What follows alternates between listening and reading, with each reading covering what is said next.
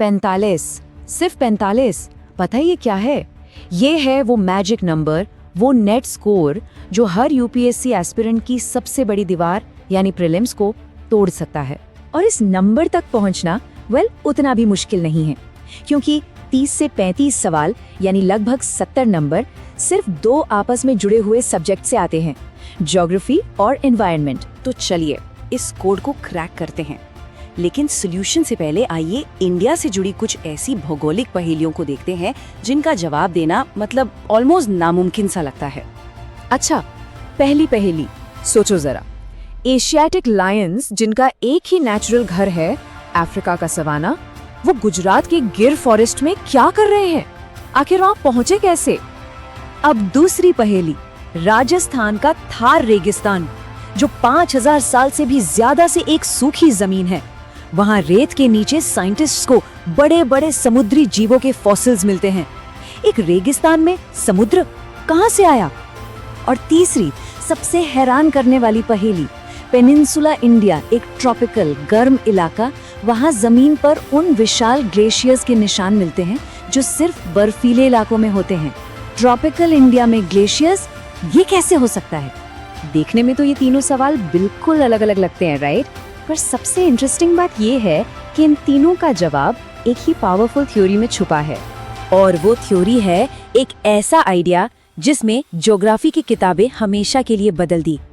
इसे कहते हैं महाद्वीपीय विस्थापन का सिद्धांत, यानी द कॉन्टिनेंटल ड्रिफ्ट थ्योरी। इस रेवोल्यूशनरी आइडिया को एल्फ्रेड वेजनर नाम के एक जर्मन साइंटिस्ट ने पेश किया था। उन्होंने कहा कि आज हम जो 7 अलग अलग कॉन्टिनेंट्स देखते हैं वो हमेशा से ऐसे अलग थे ही नहीं, बल्कि करोड़ों साल पहले वो सब एक ही सुपर कॉन्टिनेंट का हिस्सा थे और फिर धीरे धीरे ड्रिफ्ट होकर अलग हो गए। उनका सबसे पहला और सबसे सिंपल सबूत, कॉन्टिनेंटल फिट। उन्होंने बस दुनिया के मैप को देखा और रियलाइज किया कि साउथ अमेरिका का किनारा अफ्रीका के किनारे में बिल्कुल एक जिगसॉ पजल के टुकड़े की तरफ फिट हो जाता है। ये सिर्फ एक कोइंसिडेंस तो नहीं हो सकता ना? पर उनके पास और भी ठोस सबूत थे, फॉसिल्स और चट्टानों से मिले हुए। उन्हें एंटार्क्टिका जैसे बर्फीले इलाके में ग्लॉसोप्टेरिस नाम के ट्रॉपिकल पौधे के फॉसिल्स मिले। उन्हें इंडिया और अफ्रीका जैसे गर्म देशों में ग्लेशियल चट्टानें यानी टिलाइट मिली। यहाँ तक कि साइबेरिया की ठंड में उन रेप्टिलोन के फॉसिल्स मिले जो गर्म मौसम में रहते थे। लेकिन उनका सबसे मजबूत सबूत था गोल्ड प्लेसर पजल। आज अफ्रीका के घाना कोस्ट पर सोने की खानें हैं, और ठीक उसके सामने अटलांटिक ओशन के उस पार साउथ अमेरिका में बिल्कुल वैसे ही प्लेसर डिपॉजिट्स मिलते हैं। जियोलॉजिकली इन दोनों को एक साथ ही होना चाहिए, पर आज इनके बीच एक पूरा का पूरा समुद्र है। अच्छा, ये सारे सबूत तो दुनिया के हैं, तो फिर इस ग्लोबल थ्योरी का हमारी इंडियन पहेलियों से क्या लेना देना?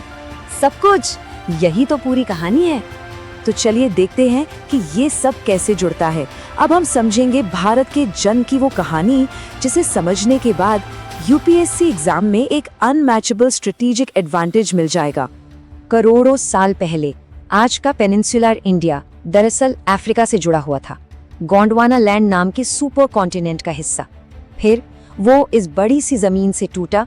उसने थेथिस सागर को पार करते हुए हजारों किलोमीटर का सफर उत्तर पूर्व दिशा में तय किया, और आखिर में वो यूरेशियन प्लेट से एक जबरदस्त तरीके से टकरा गया। और इसी एक कहानी में हमारी सारी पहेलियों का जवाब है।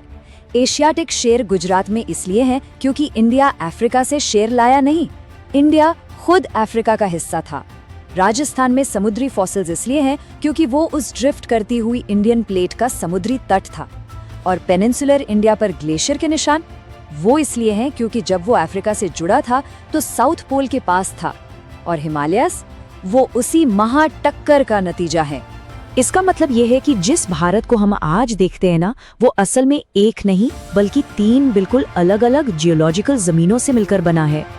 तो देखिए, पहला हिस्सा है पेनिनसुला प्लेटो, जो अफ्रीका से टूटा हुआ प्राचीन स्टेबल लैंड मास है।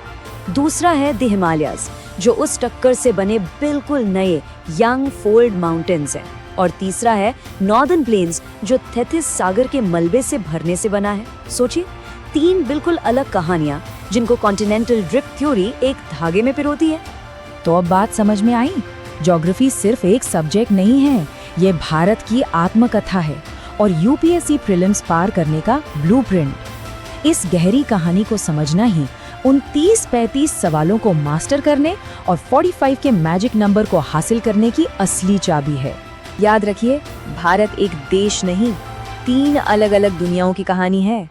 इस कहानी को समझ लीजिए, यूपीएससी पार हो जाएगा।